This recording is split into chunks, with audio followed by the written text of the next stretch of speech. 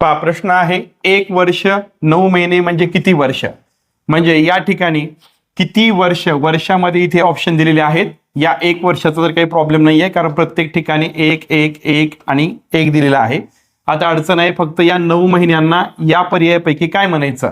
पहा 9 महिन्यांना 9 वर्ष म्हणायचे का किंवा 09 म्हणायचं का, 75 म्हणायचं का, 57 म्हणायचं, यापैकी योग्य पर्याय आपल्याला निवडायचा आहे. तर लक्षात घ्या काय असतं, 1 वर्ष यामध्ये महिने किती असतात, 12 असतात. ओके, 12 महिने असतात.